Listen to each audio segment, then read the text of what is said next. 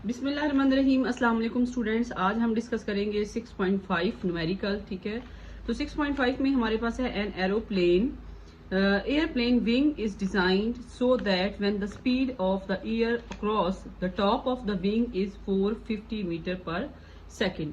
यहाँ पर हमारे पास बात है हवाई जहाज के पर के बारे में। ठीक है, हमारे पास एरोप्लेन के विंग के बारे में हमने बात करनी है कि हमारे पास एरोप्लेन का ये विंग है। ठीक है, और इसकी जो अपवर्ड साइड है वहां पर उसकी जो स्पीड है वो कितनी है, 450 मीटर पर सेकेंड है, 450 मीटर पर सेकेंड।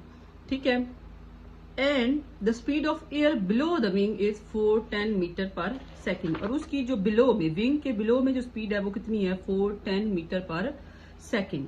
ठीक है, and what is the pressure difference between the top and bottom of the wing. हमने क्या फाइंड करना है, हमने इसका प्रेशर डिफरेंस फाइंड करना है, और यहाँ पर हमें जो डेंसिटी दी गई है वो दी गई है 1.29 किलोग्राम पर मीटर क्यूब। ठीक है, तो हमारे पास सबसे पहले देखिए कि यहाँ पर जो अपवर्ड साइड है वहां पर स्पीड क्या है, इसकी हाई है, और जो लोअर साइड है वहां पर स्पीड क्या है, इसकी लो है। तो जहां स्पीड लो होगी वहां प्रेशर हाई होगा, ये स्टेटमेंट आप चैप्टर में पढ़ चुके हैं। ठीक है, और जहां स्पीड हाई होगी वहां प्रेशर क्या होगा, लो होगा। तो हमारे पास विंग के अपर साइड पर देखें तो V2 जो है वो 450 है, P2 क्या होगा, कम होगा। ठीक है, और हमारे पास V1 जो है वो क्या है, 410 है, मतलब उससे कम है, तो P1 क्या होगा, ज्यादा होगा। तो हम P1 माइनस P2 फाइंड करेंगे। कुछ बुक्स में P2 माइनस P1 भी लिखा हुआ है। ठीक है, आप उस तरह से भी कर सकते हैं, लेकिन अगर आप एक थोड़ा सा इसमें ये चीज रख लें कि जो अपवर्ड साइड्स होंगी जितने भी इस न्यूमेरिकल्स हैं तमाम में आप उसको 2 से मेंशन कर दें, और जो लोअर है वेलोसिटीज है, प्रेशर है, जो भी है उस सबको मेंशन कर दें आप 1 से। तो फिर आपको एक ही चीज माइंड में रखनी पड़ेगी। तो सबसे पहले हम लोग देख लेते हैं कि हमें गिवन क्या है। हमें गिवन है सबसे पहले 6.5 में हमारे पास है V2 450 metre per second, V1 दी गई है, डेंसिटी दी गई है। ठीक है, और वो कहता है कि हमारे पास जो विंग है उसकी, आप देखें कि विंग में हमारे पास आपको पता है विंग कितना, एक उसकी थिकनेस कितनी एक होती है। तो वो कहता है आप उसे कंसीडर कर लें कि H1 और H2 तकरीबन क्या है, बराबर है। ठीक है, तो H1 H2 किसके बराबर है, H के। अब सबसे पहले हम इस्तेमाल करेंगे इसको सॉल्व करने के लिए बर्नौली इक्वेशन। तो बर्नौली इक्वेशन में हमारे पास ये देखें रो जी H1 और रो जी H2 ये आपस में बराबर हैं, तो हम इसकी क्या कर देते हैं, कटिंग कर देते हैं। P1 प्लस 1/2 रो V1 का स्क्वायर प्लस रो जी H। ठीक है, P2 प्लस 1/2 रो V2 का स्क्वायर प्लस रो जी H। तो सबसे पहले तो हम इसे कट आउट कर देते हैं रो जी H को। ठीक है, अब हमारे पास क्या बच गया, हमें क्या फाइंड करना है, P1 माइनस P2 फाइंड करना है। तो सबसे पहले आप इसको P1 माइनस P2 लिखते हैं। ठीक है, और हमारे पास ये चीज रह गई, इसको इधर ले आए 1/2 रो V2 स्क्वायर 1/2 रो V1 का स्क्वायर। तो यहाँ से ये बहुत इजी हो जाएगा, रो को कॉमन ले लें, V2 का स्क्वायर माइनस V1 का स्क्वायर आ जाएगा।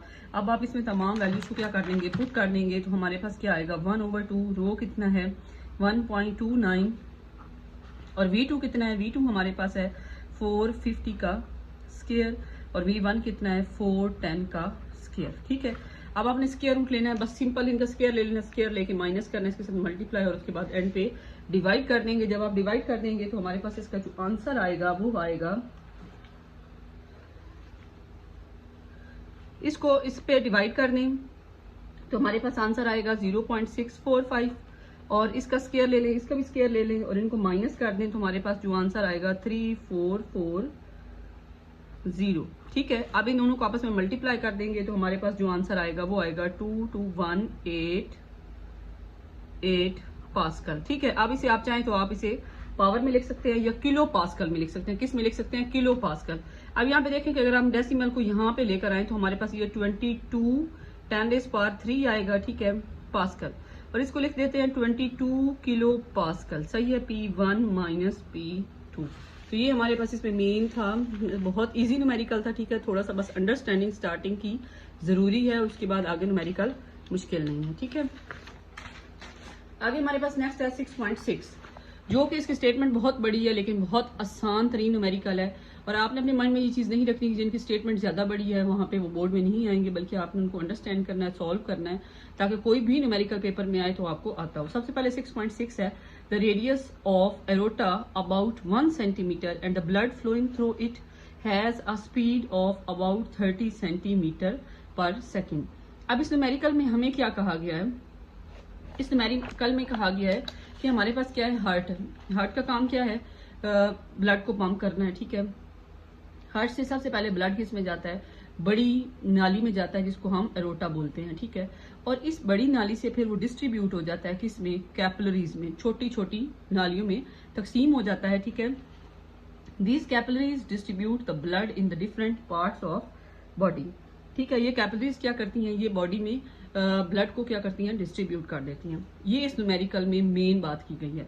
हार्ट है, ठीक है, वो क्या कर रहा है, खून को या ब्लड को पंप कर रहा है, किसके जरिए से, एरोटा के जरिए से। एरोटा में वो कहता है इसका जो रेडियस है, इस एरोटा का रेडियस कितना है, 1 सेंटीमीटर है। कितना है, 1 सेंटीमीटर, ठीक है। इसको मैंने मीटर में तब्दील कर दिया, आपको अच्छे से पता है, 10⁻² लिख देंगे। और यहाँ पर जो ब्लड का फ्लो है यहाँ पर वो कितना है, वो यहाँ पर है 30 सेंटीमीटर पर सेकेंड, ठीक है। तो हमारे पास हमें पता चल गया जो कि एरोटा की हमें दिया गया है, रेडियस दिया गया और हमें उसकी दी गई है वेलोसिटी, ठीक है। तो आगे चलते हैं, calculate the average speed of the blood in the capillaries using the fact that although the each capillary has diameter of about 8 multiply by 10⁻⁻⁴ centimetre. तो वो कह रहा है कि हमारे पास क्या फाइंड करें कि इन कैपिलरीज में, ये जो कैपिलरीज हैं, इनमें जो ब्लड की रेशियो है, ठीक है, कितनी स्पीड से ब्लड जा रहा है, V2 फाइंड करें। क्या फाइंड करें, V2 फाइंड करें। तो V2 हमने फाइंड करना है और हर कैपिलरी का, ये 1 है, 2 है, 3 है, 4 है, जितनी भी हैं, उनमें से एक का जो डायमीटर है वो कितना है, 8 मल्टीप्लाई बाय 10⁻⁻⁴, ठीक है।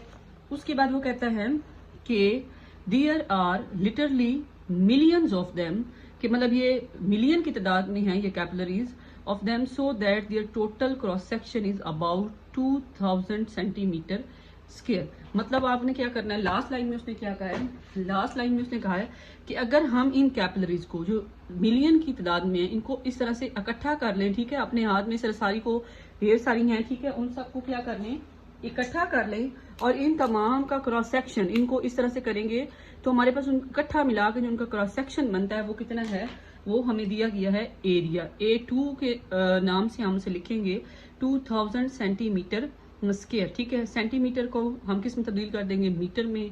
तो ये बात मैं हर बार बता रही हूँ आपको हर न्यूमेरिकल के साथ कि 1 मीटर में कितने 100 सेंटीमीटर होते हैं। तो हमारे पास अगर हमने 1 मीटर अगर सिंपल सेंटीमीटर दिया गया तो 10⁻⁻² लिख देना है, अगर उसका स्क्वायर दिया गया है तो 10⁻⁴ लिख देना है उसके साथ, ठीक है। तो हमारे पास ये क्रॉस सेक्शनल एरिया आ गया।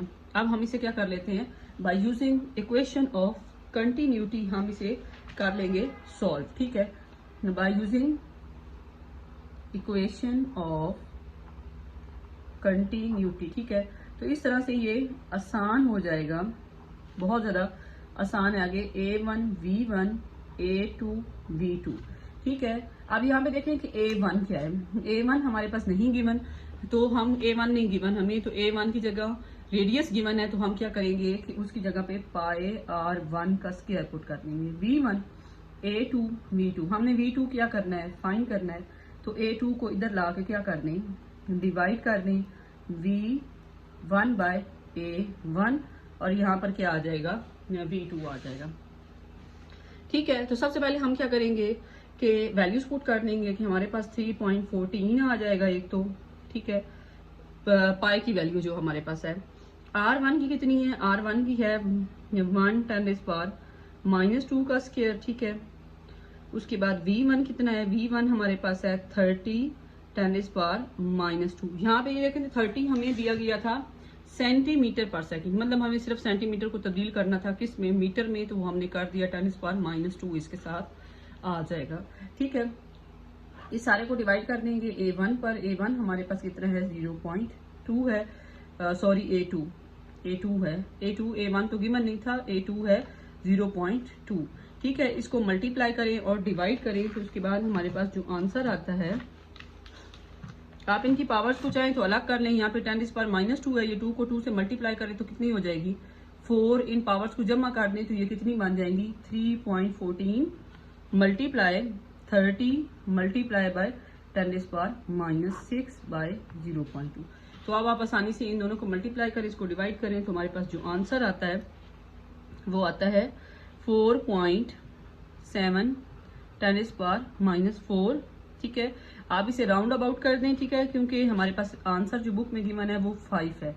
ठीक है, तो 10⁻⁻ क्या आ जाएगा -4 मीटर पर सेकेंड अप्रोक्सीमेटली। ठीक है, अगर आपको याद रहता है ठीक है, लेकिन नहीं रहता तो ये आंसर भी आपका करेक्ट कंसीडर किया जाएगा।